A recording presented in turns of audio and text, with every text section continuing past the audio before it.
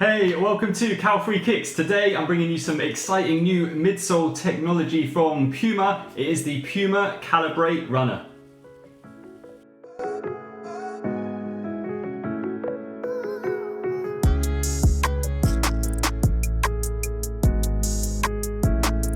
As with every pair of sneakers that I review, when I review these Puma Calibrate Runners, I'll be looking into 5 main things. I look into these areas because I think each category is really important when looking into buying a lifestyle sneaker. If you like what you see as you're going along, do not forget to click the thumbs up button, which is the like button below on your device. You can also drop any comments as we go and I'll try and get back to you as soon as I can. And if you have 2 seconds, just take the time to subscribe below on your device. If you click the subscribe button and the little bell that pops up, you'll get a notification every time a fresh video drops on the channel. Now, more importantly, let's kick this review off straight away by looking at how these Puma Calibrate Runners look on feet.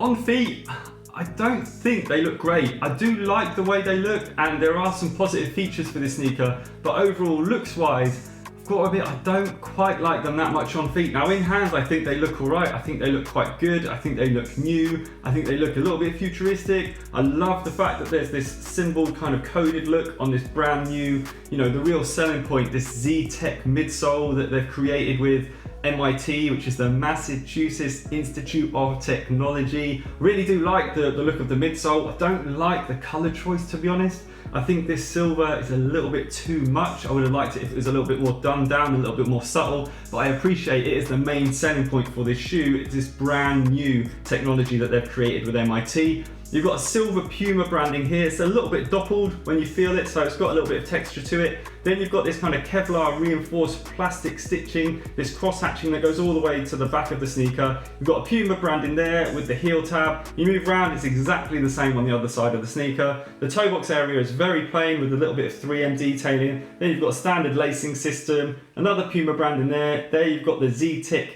brand in the insole of the sneaker.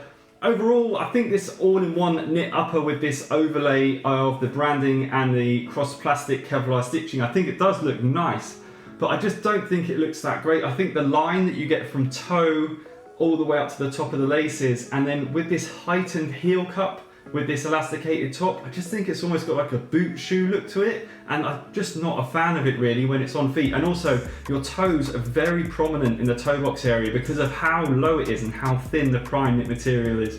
So for me, looks, they are lacking a little bit. Next, I want to move on to their comfort, where I'm going to show you how this new XETIC midsole cushioning did on the step test.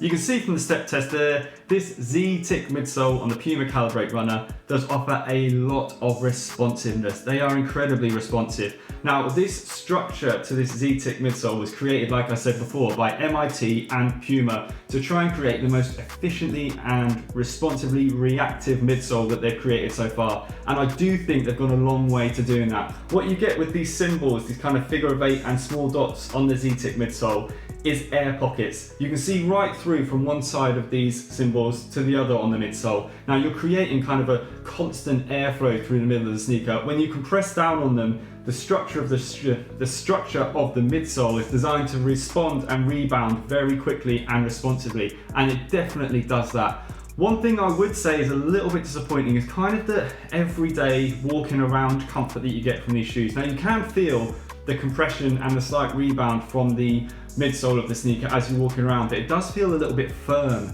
The only really general bounce I think you're getting from it comes from the insole that Puma have inserted into these XETICs, which is a thick gel insole, which does offer a nice amount of bounce. I'm just worried that without that insole, you're not going to get as nice a kind of general everyday bounce out of these sneakers. Don't get me wrong, these have been designed, like I said, as a performance running shoe, but if you did want to wear them every day, you are going to get a lot of comfort, don't get me wrong, but they're just not the most comfortable sneakers out there. But I do think Puma and MIT can be proud of this new design they've created, because I do think it does offer a nice amount of comfort. Next, I want to move on to their weight, where I'm going to pop them on the scales and show you how much they weigh.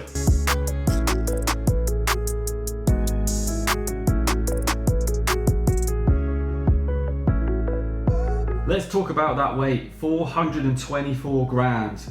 Too much, they weigh too much. I think it's an oversight from Puma and MIT to create a midsole that is going to be their most efficient and responsive yet, but to overlook the fact that it's added an incredibly large amount of weight to a pair of sneakers. Now the upper for the shoe, this prime knit upper with these kind of Kevlar apparently plastic stitched overlays on the top, aren't going to weigh that much. Now the heel cup is very, very firm, so there is some reinforcement there that could add a little bit of weight, but it's all in this XETIC midsole, I'm sure of it, and they just weigh too much for me.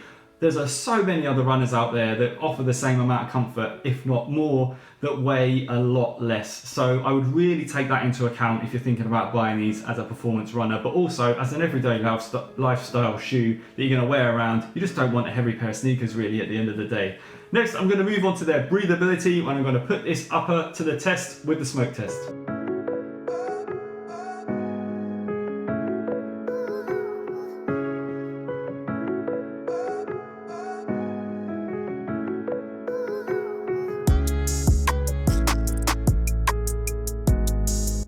Amazing outcome from the breathability test. They really did let the smoke escape from all over them. Now, what you've got is the prime knit upper on the toe area. Then you've got this kind of Kevlar plastic TPU overlay that runs from the end of the toe box to the heel.